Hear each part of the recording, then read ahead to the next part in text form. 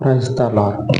మన పరిశుద్ధుడు రక్షకుడు యేసుక్రీస్తు వారి మహిమ కలిగిన నామంలో ఈ రోజున దేవుని వాక్య ధ్యానములకు ప్రతి ఒక్కరికి మన ప్రభు పేరట ప్రైజ్ ద లార్డ్. దేవుని పరిశుద్ధమైనటువంటి శక్తి కలిగిన నామాన్ని మన హృదయంలో ఉంచుకున్న తర్వాత ఆ నామము ఎందే జీవితాన్ని కొనసాగించడం మనకి చాలా అవసరం. లేకపోతే అవిశ్వాసపు హృదయం అనేది మనల్ని ఓడిపోయేటట్టు చేస్తుంది జీవితంలో. ఆ అవిశ్వాసం అనేది, ఆ చెడ్డ హృదయం అనేది ఏమవుతుందంటే దేవుని యొక్క వాగ్దానాలని మన జీవితంలో నెరవేర్పులోనికి తీసుకురాదు. కనుకనే వాళ్ళు వారి దుష్ట హృదయాన్ని బట్టి 40 సంవత్సరాలు దేవుని క్రియలని కళ్ళతోటి చూసి కూడా ఆ అవిశ్వాసపు దుష్ట హృదయం అనేది వారిని పాడు చేసింది. జీవితంలో కాపాడబడవలసినటువంటి వారు ఏమైపోయారంటే దుష్ట హృదయం వల్ల, అవిశ్వాసపు క్రియల వల్ల జీవితాన్ని చేజేతులారా చేజార్చుకున్నారు. హెబ్రీయులకు రాసిన పత్రిక 3వ అధ్యాయము 10వ వచనంలో 12వ వచనంలో రాయబడినటువంటి మాట: సహోదరులారా, జీవము కలిగిన దేవుని విడిచిపోవునట్టు విశ్వాసము లేని దుష్ట హృదయము మీలో ఎవరి ఎందైనను ఒకవేళ ఉండునేమో అని జాగ్రత్తగా చూచుకొనుడి. సహోదరులారా, జీవము కలిగినటువంటి దేవుని దేవునిని విడిచిపోయేటువంటి విశ్వాసము లేని దుష్ట హృదయము, అవిశ్వాసముతో కూడినటువంటి హృదయము ఎవరికైతే ఉంటూ ఉన్నదో వాళ్ళు ఒకసారి జాగ్రత్తగా చూసుకోండి.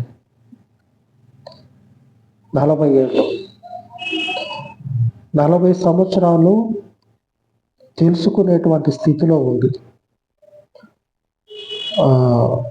తెలుసుకునేటువంటి స్థితిలోనే, తెలియని స్థితిలో కాదు. మన జీవితాన్ని ఒకసారి చూసినట్లయితే తెలిసి తెలియనటువంటి వయసు 20 సంవత్సరాల దాకా ముగిసిపోతుంది.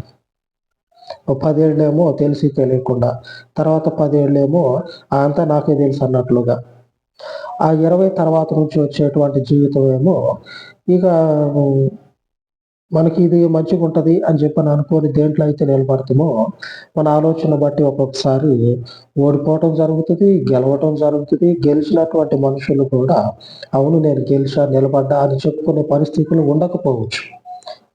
అట్లాగే జీవితం అంతా ఖర్చు అయిపోతా ఉంది, జీవితం అంతా అట్లాగా వ్యర్థంగా పోతా ఉంది. 40 సంవత్సరాలు తెలుసుకునే వయసులో ఉండి, అంటే తెలుసు, వాళ్ళకి తెలుసు, చిన్నపిల్లలు అయితే కాదు, ఆ తెలిసినటువంటి వయసు మొదలుకొని 40 ఏళ్ళు దేవుడు చెప్తా ఉంటాడు, 40 సంవత్సరాలు దుష్ట హృదయాన్ని కలిగి జీవించారట.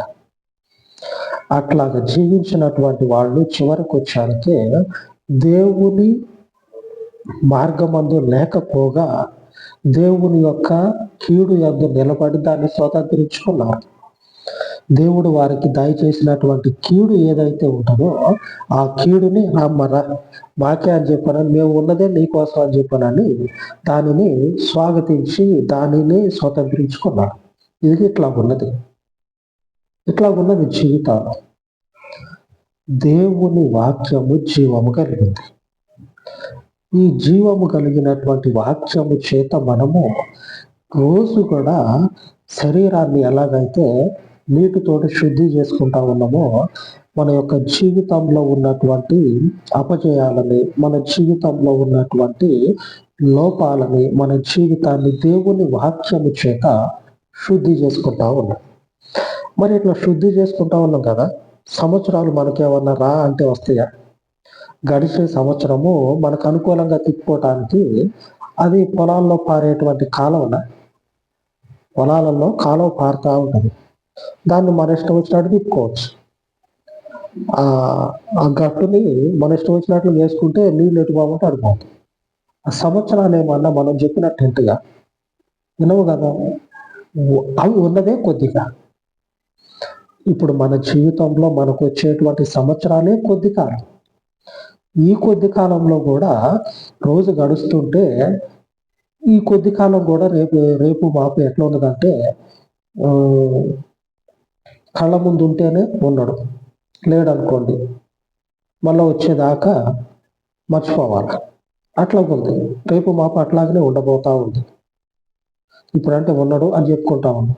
రేపు మాపు జరగబోయేది ఏంటంటే మళ్ళీ వచ్చి కనపడితేనే ఉన్నాడు అని అనుకోవాలి. అట్లాంటి పరిస్థితుల్లో ఉంటాము. ఈ పరిస్థితుల్లో ఈ జీవము కలిగినటువంటి దేవుని విడిచిపోవున్నటువంటి విశ్వాసము లేని దుష్ట హృదయము మీలో ఎవరికన్నా ఉందేమో జాగ్రత్తగా చూసుకోండి. ఎందుకంటే బట్టల షాపుకి పోయి, లేకపోతే ఫర్నిచర్ షాపుకి పోయి, లేకపోతే హోమ్ అప్లయన్స్ అని ఉంటాయి కదా, ఈ ఇంటికి సంబంధించినటువంటి వస్తువుల దగ్గరికి పోయి 4 సార్లు యగాదిగా చూసి కొనుక్కొచ్చుకుంటాం కొద్ది రోజులు. మన జీవితము సంరక్షించబడాలి అని చెప్పనని నిందలు పడి అవమానాలు ఎదుర్కొని అటు అయినటువంటి వారి చేత కూడా అనిపించుకొని దేవుల్లో ఉన్నాం. తర్వాత విశ్వాసము లేని దుష్ట హృదయాన్ని కలగజేసుకుంటే జ్ఞాపకం ఉంచుకోండి, గుర్తుపెట్టుకోండి. విశ్వాసం లేని దుష్ట హృదయము, అక్కడ మనము ఎంత ధైర్యంతో దేవుని యందు నిలిచి ఉన్నామో అంతే అక్కడ నుంచి మరలా మనకి ఏమవుతుందంటే అపనిందలు ఎదురుపడతా ఉంటాయి. ఈడ్రా వీడు ఏదో చేస్తా అని చెప్పానని అట్లాగన్నాడు ఇట్లాగన్నాడు, ఇప్పుడు చూడబోతేనేమో ఇదిగో ఇట్లాగైందని చెప్పానని ఈ నిందలకి గురి కావాల్సి వస్తుంది. కనుక దేవుని వాక్యము వాగ్దానం చేస్తూ ఉంది. దేవుని జీవ వాక్యము సెలవిస్తా ఉంది. 1 యోహాను 5వ అధ్యాయము 18వ వచనం, దేవుని మూలముగా పుట్టినవాడు తన్ను భద్రము చేసుకొనును గనుక దుష్టుడు అని ముట్టడు. దేవుని మూలముగా పుట్టినటువంటి మనము సహోదరులారా జాగ్రత్త కలిగి దుష్ట హృదయము అనేది కలిగి ఉండొద్దు. జాగ్రత్తగా చూసుకోండి. జాగ్రత్తగా మీ జీవితాలను చూసుకోండి. దుష్ట హృదయము మన హృదయంలో ఉంటే దుష్టుడు మనలని స్వాధీనం చేసుకుంటాడు. ఈ జీవము కలిగినటువంటి వాక్యము మనలని స్థిరపరుస్తుంది. జీవితాన్ని మన చేతిలో పెడుతుంది. పరిస్థితుల్లో నుంచి మనలని తలెత్తుకునే విధంగా లేవనెత్తుతుంది. ఆ జీవము కలిగినటువంటి వాక్యము చేత ఎవరైతే వారిని వారు భద్రం చేసుకుంటారో వారిని దుష్టుడు ముట్టడంట. దేవుని వాక్యంలో నిలవకుండా విశ్వాసం లేనటువంటి జీవితాన్ని కలిగినటువంటి వారు అదే దుష్టుని చేతిలో పడిపోయి ఆ అవిశ్వాసపు ఆలోచనలు, క్రియలు, తిరుగుబాటు, పెడదో అంటారు కదా, పెడధోరణి అంటారు కదా, అటువంటి స్థితిని కలిగినటువంటి వారు దేవుని యొక్క విశ్రాంతిలో జీవము కలిగినటువంటి దేవుని వాక్యము చేత భద్రము చేయబడలేదు కాబట్టే, వారిని వారు భద్రము చేసుకోలేదు కాబట్టే దుష్టునికి లోబడిపోయి ఈ రోజున మనకి వారు కీడును స్వతంత్రించుకున్న వారిగా కనపడతా ఉన్నారు. ఇటువైపు ఏమో ఆశీర్వదింపబడిన వారు, ఎడం వైపు ఏమో శపింపబడిన వారు. కుడివైపు ఉన్నటువంటి వారిని చూసి మీ కొరకే ఇదంతా నేను సిద్ధపరిచాను, మీరు ఆశీర్వదించబడిన వారు స్వతంత్రించుకోండి అని వాగ్దానాలని స్వతంత్రించుకోవలసినటువంటి వారు ఇటువైపు నుంచి ఇటువైపు దూకారు. ఎడమ పక్కకు వచ్చేసి దేవుని చేత శపించబడినటువంటి వారుగా ఉన్నారు. ఎందుకున్నారు? వారిలో దేవుని జీవము కలిగినటువంటి ఆ వాక్యం అనేది లేదు. వారిని భద్రం చేసుకునేటువంటి ఆ జీవ వాక్యము వారిలో లేకుండా పోయింది. కనుక జ్ఞాపకం ఉంచుకోండి, జాగ్రత్త కలిగి ఉండండి. 1 యోహాను 5వ అధ్యాయము 18వ వచనం సెలవిస్తా ఉంది. 1 యోహాను 5వ అధ్యాయము 18వ వచనం, దేవుని మూలముగా పుట్టినవాడు తను భద్రము చేసుకోను. దేవుని మూలముగా పుట్టినవాడు అంటే అర్థం ఏంటంటే, ఈ జీవ వాక్యము చేత ఎందరైతే నడిపించబడతారో వారందరూ కూడా దేవుని యొక్క బీజము చేత విత్తబడిన వారు, అనగా వాక్యము చేత నాటబడిన వారు. అదే వాక్యము చేత ఎదుగుతా ఉంటారు దినదినము కూడా. వారిని భద్రం చేసుకోవటానికి ఎదగాలి. మనుషుని జీవితము చెట్టు లాంటిది కాదు. నిజమే చెప్తున్నా, చెట్టు లాంటిది కాదు. చెట్టు ఒక ఎత్తున వేసిన అనుకోండి పెరుగుతూ ఉంటుంది. ఆ దారిని పోయేటోడు ఎవడన్నా తొక్కేసిపోయాడు అనుకోండి, పెరిగింది కాస్త మొత్తం అది అణిగిపోతుంది. మనము దేవుని యొక్క జీవ వాక్యము చేత విత్తబడి నాటబడి మొలకెత్తేవాడు. ఈ దారిని పోయేటోడు ఎవడైనా వచ్చి తొక్కాలని చూస్తే ఆయన తొక్కనివ్వడు. ఎందుకంటే దేవుని వాక్యము చేత భద్రం చేయబడి ఉన్నారు మీరు. ఆమె దేవుని వాక్యము చేత భద్రము చేయబడి ఉన్నారు. భద్రము చేయబడినటువంటి మీరు మొక్కలాగా చెట్టులాగా వాడెవడో పని అటు పోతా